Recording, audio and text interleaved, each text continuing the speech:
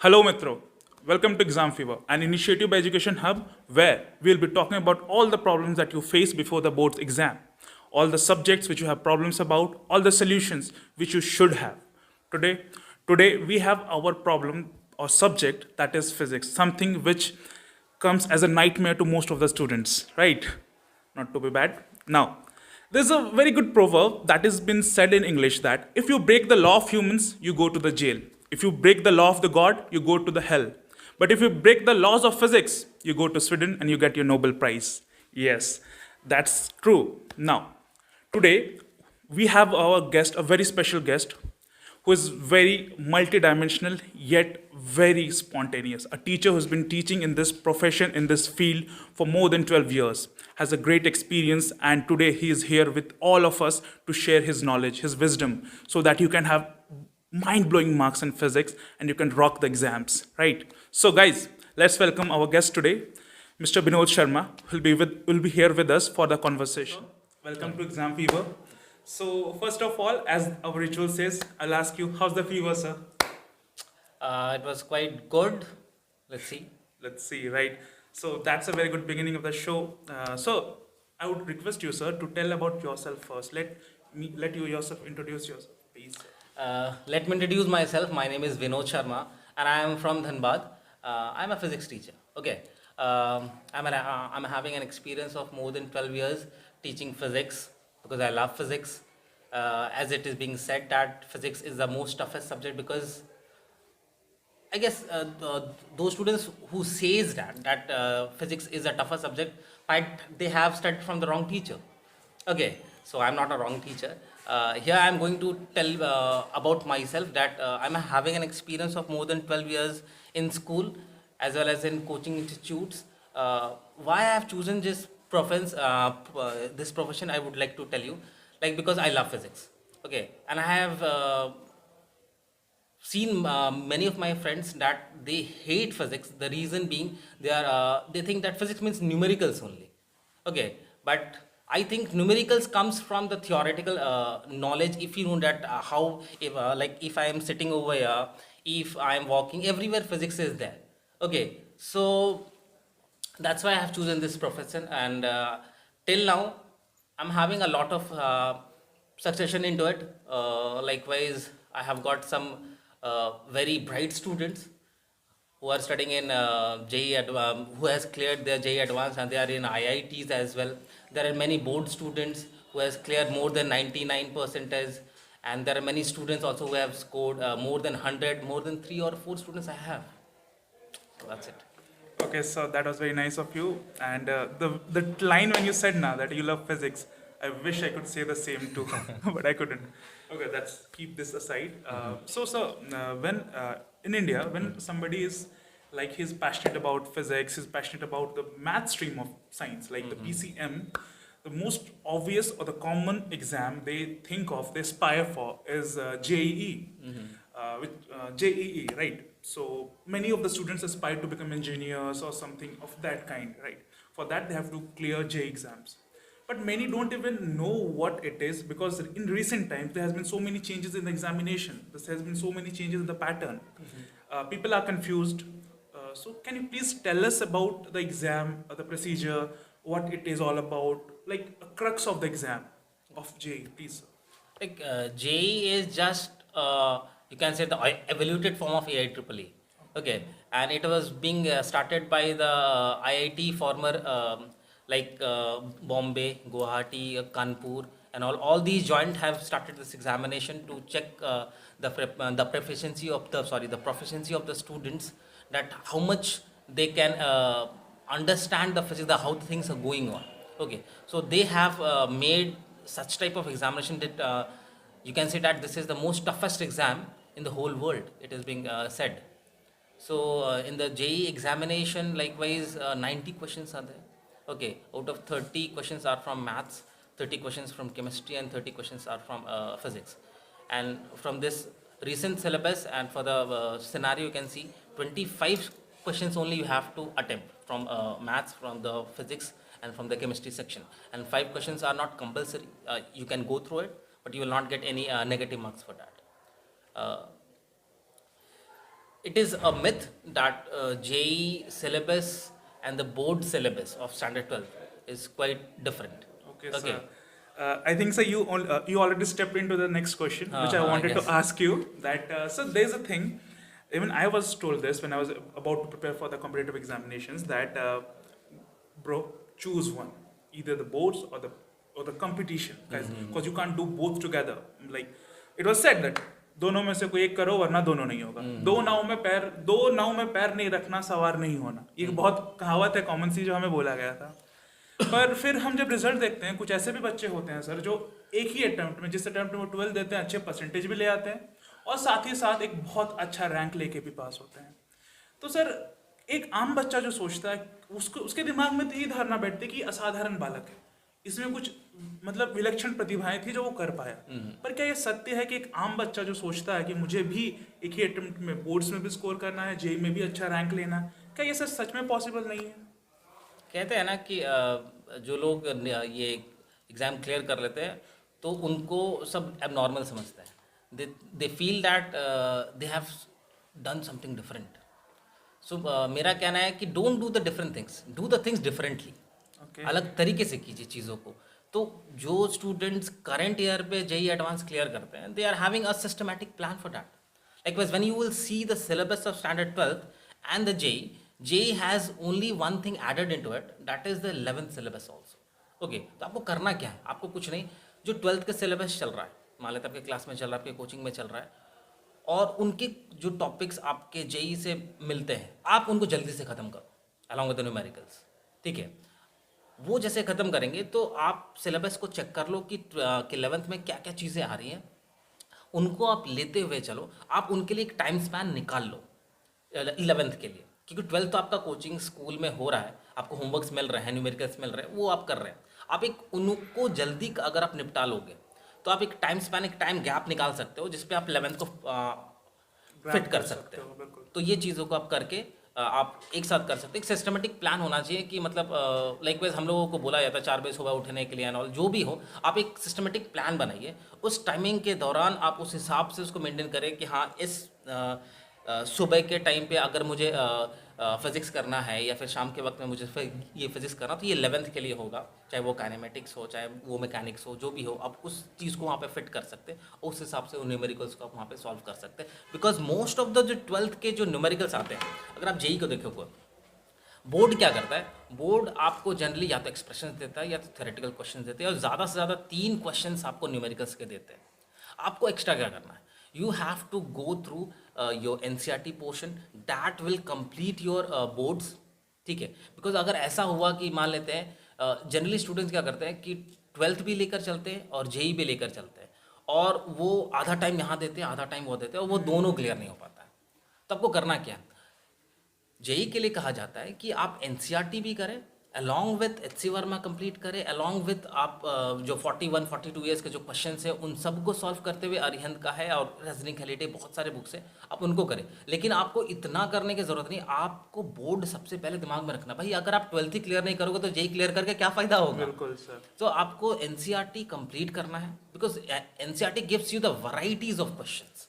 Okay, first thing वो कर लें. HC वर्मा आपको न्यूमेरिकल एबिलिटी बहुत ज़्यादा एनहांस कर देता है, तो आप NCERT कंप्लीट कर ले 12th के लिए. बाकी जो एक्स्ट्रा क्वेश्चंस रहा वो HC वर्मा से कर ले. 41-42 ईयर्स के जो भी बुक्स आते हैं, अरिहंत का, टुगेदर विद का, एग्जाम आइडिया, बहुत सारे बुक्स ऐसे, तो उन आप वहाँ से सारे क्वेश्चंस को कंप्लीट कर सकते हैं. ओके सर, बिल्कुल सही बोला आपने सर, और बहुत सही बात है सर. पर एक बात है सर, एक रीसेंट स्टोरी मैंने भी सुना, मतलब मेरे अब खुद ने सुना मैंने, कि एक मेरा दोस्त ही है, नाम नहीं लेना, डिस्क्लोज नहीं करना.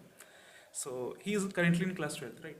And he appeared for the JEE which just happened. Like, okay, and he was given enormous pressure by his parents. Like, you are in class 12th.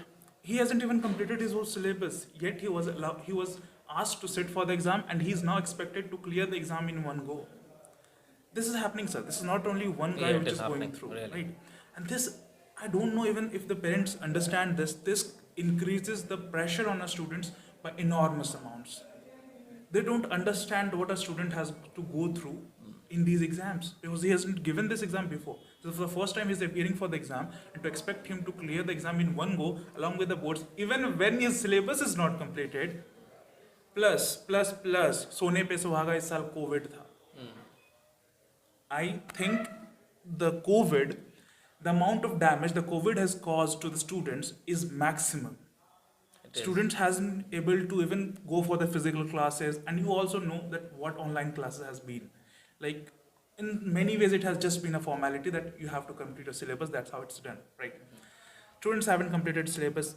Students were expecting that the questions has to be easy, as promised by the government, that it will less syllabus, comparatively easy questions. But when we saw the JEE Mains paper, it was something different. It was saying something different story.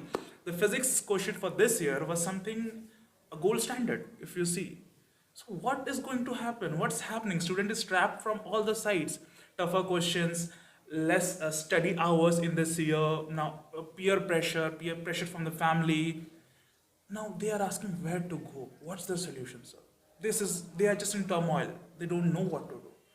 Can you please suggest them a path to go break out from this whole situation, trap? Look, student, first of all, this Feb attempt and this March attempt is not for the students who are appearing in standard 12th. Okay, because many things are there. You don't have to bother for that.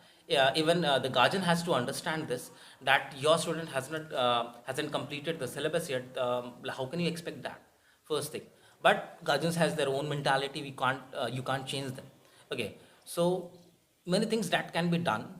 Likewise, if you'll see well, first of all, I would like to tell you about the paper that was of February attempt.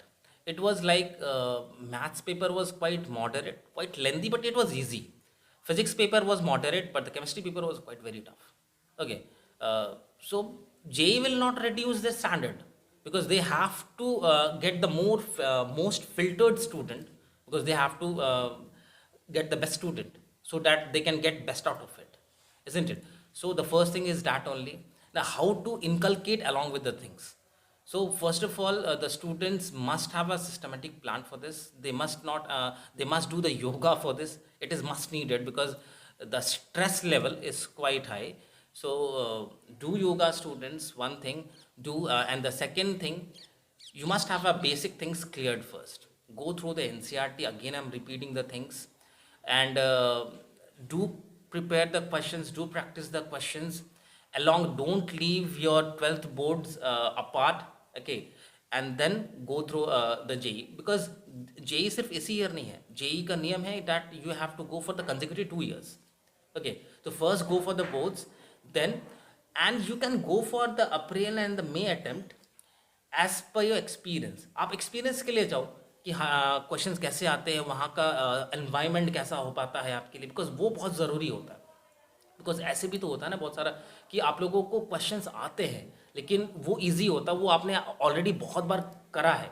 बहुत मैं अगर आपको मैं कहीं पे पूछूंगा सब्जी खरीदने का, वहाँ पे मैं आपसे पूछूंगा कि ये क्वेश्चन बना दो, आप बना दोगे उसे, लेकिन वो वहाँ पे जाके नहीं होता.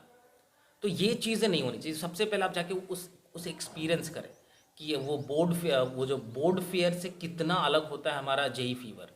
ये बहुत इंपॉर्टेंट है स्टूडेंट. तो हम तो यही चाहेंगे कि आप फरवरी अगर आपने अटेम्प्ट करा है तो मार्च भी करें, एक्सपीरियंस ले लें, आप कुछ चीज़ें सीखेंगे. उसके बाद लाइफ यहाँ ख़त्म नहीं हो जाती है, आप नेक्स्ट ईयर दे सकते हैं. यू कैन लेकिन बहुत सारे स्टूडेंट्स का ये रहता है कि मैं ड्रॉप आउट क्यों करूँ, तो ये ईगो पे लेने की बात हो जाती है. You have to think sorry you have to understand कि JEE का लेवल थोड़ा अलग होता है, थोड़ा सा सिलेबस इसका वास्ट होता है. ये आपका न्यूमेरिकल एबिलिटी टेस्ट लेता है. और मोस्ट ऑफ द थिंग्स कि जो बोर्ड्स में क्वेश्चंस आते हैं वो आपके पूरा थियोरेटिकल रहता है, 2-3 क्वेश्चंस ही रहते हैं, एक्सप्रेशन ज़्यादा से ज़्यादा रहता है. तो you can do one thing, आप NCERT को लाइन बाय लाइन पूरा का पूरा पढ़ें, क्वेश्चंस वहीं से होता है. आपको क्वेश्चंस चाहिए तो HC वर्मा से पूरा का पूरा क्वेश्चंस को निकाल सकते हैं. आई थिंक आपने बहुत सारे प्रश्नों के हल बता दिए कि अगर ये बोलते हैं ना कि अगर प्रॉब्लम है तो उसका सोल्यूशन भी है. Yes. बात नज़रिए की, हम नज़रिए को किस तरह अपनी बदलते हैं, सवाल का जवाब भी सामने ही होता है. ये सब है सर, आपने बहुत कुछ बताया, पर एक सवाल और जो मेरे पास आया लास्ट वीडियो के पास. पहले तो thank you guys for loving the video, last video so much. एक सवाल जो आया था मुझे कि भैया अगर मैं 8th में हूँ, मैं इस साल 9th में जाने वाला हूँ, मुझे जेई का प्रिपरेशन करना है सर, उसी का सवाल है सर, डायरेक्ट आपसे पूछ रहा हूँ। तो उसको कैसे प्रिपेयर करना चाहिए, किस तरह, कौन से बुक्स, कौन से टीचर्स को फॉलो करना चाहिए, और क्या आप एज इंस्टीट्यूट जो आप लोग काम कर रहे हैं, क्या आप लोग कोई कोर्स प्रोवाइड करते हैं 8th के लिए, या जो बच्चे 11th में मूव कर रहे हैं, क्या कोई स्पेशल कोर्सेज है आपके पास जेई के लिए sir? Look, we do provide foundation courses for that. Foundation आपको समझ में आता है, लाइक अगर हम लोग घर बनाते हैं तो हम लोग फाउंडेशन तैयार करते हैं, खड्डा करते हैं। मान लीजिए अगर हम लोगों को एक स्टोरी या फिर 2 स्टोरी बिल्डिंग बनानी होती है तो हम लोग 1 स्टोरी 2 स्टोरी हम लोग खड्डा करते हैं ताकि उसका बेस मजबूत हो। वही चीज़ हम लोगों को क्लास 8, 9, 10 पे हम लोग करते हैं। ये चीज़ most of the guardians doesn't know, वो लोग जानते ही नहीं कि ये चीज़ें की जा सकती हैं। तो लाइक वैसे I would like to give one example, okay, कि ये चीज़ें कैसे की जाती है। आप 10 तक अगर सिलेबस देखोगे, अगर I am talking about the CBSE syllabus, when you go through the syllabus of standard 9 and 10, तो बहुत सारे ऐसे क्वेश्चंस अनआंसर्ड रह जाते हैं जो कि बहुत ज़्यादा एक्सप्लेन किया जा सकता है, but the teachers are binded not to. The syllabus says आपको इतना ज़्यादा नहीं बताना है। तो कोचिंग इंस्टीट्यूट्स यहाँ पे ये चीज़ कर सकते हैं, वी डू डैट। हम लोग यही चीज़ करते हैं, हम लोग पूरा फोकस उसी चीज़ पे रहता है कि स्टूडेंट्स को पहले से ये उन लोगों को बता के रखे, एनालाइज करवा के रखे कि ये जो चीज़ें आने वाली हैं आगे, आगे एक ऐसा ब्रेकर है जो आपको गिरा ही देगा अगर आप सही से नहीं चलोगे। तो सही से चलना इन सेंस आपका न्यूमेरिकल एबिलिटी टेस्ट होना बहुत ज़रूरी है। प्रॉब्लम सॉल्विंग एप्टीट्यूड आपके पास होने चाहिए, अदरवाइज आप, because 11th is waiting for you. आप 9-10 में यहाँ पे हो एंड यू आर अंडरस्टैंडिंग कि भाई मेरे पास तो 15 चैप्टर्स है, आराम से हम आराम से क्लियर करते हैं, यू स्कोर 90, 99। वहाँ पे 11 चुपके से बैठा हुआ, आओ आओ कम इन फ्रंट ऑफ मी, क्योंकि 10 तक सिलेबस ऐसे है, 11 से सिलेबस ऐसे हो जाता है। पूरा कैलकुलस घुस जाएगा, डिफरेंशिएशन, इंटीग्रेशन, इस तरीके से सिर्फ वो आपके मैथ्स पे नहीं रहेगा, वो आपका पूरा का पूरा ओवर शैडो कर देगा पूरा फिजिक्स को।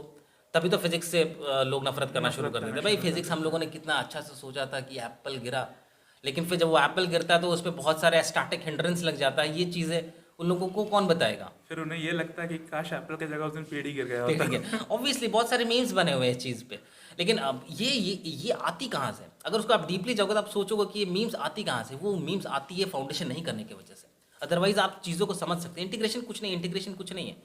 अगर आप देखोगे तो इंटीग्रेशन का मतलब क्या होता है कि छोटे छोटे चीज़ों को आप जोड़ दो। डिफरेंशिएशन का मतलब क्या होता है कि एक बड़े चीज़ को छोटे छोटे फॉर्म में तोड़ दो।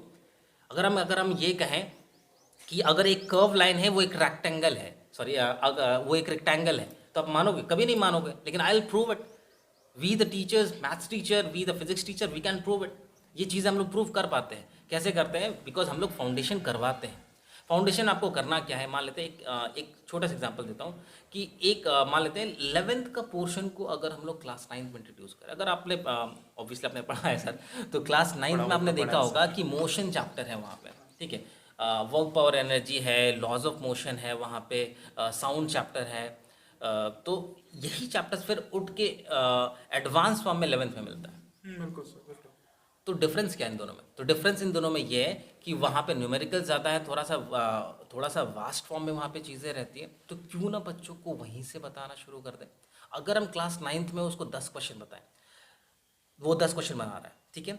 क्लास 10th में एक साल में मान लीजिए वो 1000 क्वेश्चन बनाया, 10th में जाते जाते वो अगर 10,000 क्वेश्चन उसी चैप्टर का बना सकता है, 10,000 नहीं चले, मान लेता वो 1000 ही क्वेश्चन बनाएगा। 11th में आते आते वो कम से कम 5,000 क्वेश्चन बना सकता है उस चैप्टर का, और 12th में आते आते वो एकदम मास्टर हो जाएगा उस स्पेसिफिक चैप्टर का। तो ये चीज़ें नहीं हो जाएगी कि मतलब कि वो अब क्वेश्चंस कहाँ से आएगा। 10,000 क्वेश्चन में से तो एक क्वेश्चन आएंगे और वो बच्चा ऑलरेडी वो बना के आया। तो ये हम लोग 1 साल में प्रोवाइड करवाते हैं, न्यूमेरिकल एबिलिटी को बढ़ाते हैं। It can be done. बहुत अच्छा सर, ये एक स्ट्रैटेजी है कि अगर मान लीजिए आपको जैसे कि वैक्सीन इसी तरह काम करता है कि हम पूरी वायरस को उसके अंदर बॉडी में घुसने से पहले उसके एक रेमिनेसेंट को बॉडी में डाल देते हैं ताकि बॉडी उसके टूवर्ड्स अपना इम्यूनिटी बना ले, समझ जाए कि अच्छा ये दोबारा जब असली में जब ये मेरे पास आएगा तो मेरे पास हथियार तैयार बैठे, मुझे पता है इसे लड़ना कैसे है। तो बिल्कुल आप बिल्कुल इस एग्जाम फीवर का बिल्कुल एक वैक्सीन की तरह कहते हैं ना sir, practice makes a man perfect. आप ज्यादा से ज्यादा प्रैक्टिस करें क्वेश्चंस को। 11 12 में आपके पास टाइम नहीं रहता है कि आप करो वो चीज़ों को, आप 9 से कर सकते हो। बहुत ज़्यादा टाइम स्पैन रहता है, आप पहले से उसको माइंड को बहुत ज़्यादा ब्रॉड बना देते हो कि वो ज़्यादा चीज़ों को ले सकता है। तो 11 तक आते आते तो वो और सैक बड़ा हो जाएगा ना। बिल्कुल सर, बिल्कुल सो जो भी आप 8, 9, 10 से देख रहे हो, इससे अच्छा कि आप 11th में आके ये बोलो कि एकदम से वक्त बदल दिए, जज्बात बदल दिए, हालात बदल दिए। आप तैयार रहें, इन्फॉर्म्ड रहें और एक प्रिपरेशन बना कर आएं, ताकि उस वक्त आप बोले कि हाँ ये मेरी ज़मीन है और इस पर हम ही राज करेंगे, ठीक है। So thank you so much sir for joining us today in the exam thank you. Fever. And I think what, and not think, I'm sure that students have learned a lot of things from whatever you have said today. And guys, if you really found these things very interesting or informative, do share this video and do let us know what you liked about the video. Give thumbs up and subscribe this channel. With that said, a very good bye, guys, and always remember thing. How's the fever? अरे रुको भाई, क्या लगा video खत्म हो गया? नहीं, अभी मीठा बाकी है, मेन कोर्स हुआ है, डेजर्ट इज ऑलवेज देयर। मैं हूँ तो डेजर्ट दे के जाऊँगा। सो लास्ट बार हमने जिस कविता पे बात की थी वो थी हरिवंश राय बच्चन जी की, जो कि थोड़े से पिछले ज़माने के, इस ज़माने के हमारे हम सब के शहीद जाकिर भाई की कहानी है, जाकिर भाई की पोएम है, जो मुझे सही में बहुत पसंद है। वो ये दर्शाती है कि जब आप अपने बॉटम में हो, लाइफ के बॉटम में, लगता है कि इसके बाद तो कुछ हो नहीं सकता, तब कैसे उठना, कैसे लड़ना। तो कविता है मैं शून्य पे सवार हूँ, ठीक है। मैं शून्य पे सवार हूँ, बेअदब सा मैं खुमार हूँ, अब मुश्किलों से क्या डरूँ, मैं खुद कहर हजार हूँ। मैं शून्य पे सवार हूँ कि ऊंच नीच से परे, मजाल आँख में भरे, मैं लड़ पड़ा हूँ रात से मशाल हाथ में लिए। न सूर्य मेरे साथ है तो क्या नई ये बात है, वो शाम को था ढल गया, वो रात से था डर गया। मैं तो जुगनुओं का यार हूँ, मैं शून्य पे सवार हूँ कि भावनाएं मर चुकी, संवेदनाएं अब खत्म है, कि अब दर्द से क्या डरूं, जिंदगी ही जख्म है। बेजान स्याह रात हूँ मैं, काली का श्रृंगार हूँ, मैं शून्य पे सवार हूँ राम का सा तेज मैं, लंकापति सा ज्ञान हूँ, किसकी करूँ आराधना, सबसे जो मैं महान हूँ। ब्रह्मांड का मैं सार हूँ, मैं जल प्रवाह निहार हूँ, मैं शून्य पे सवार हूँ, मैं शून्य पे सवार। With that said, guys, keep hustling, work smart, and see you in the next episode. With that said, a very good bye.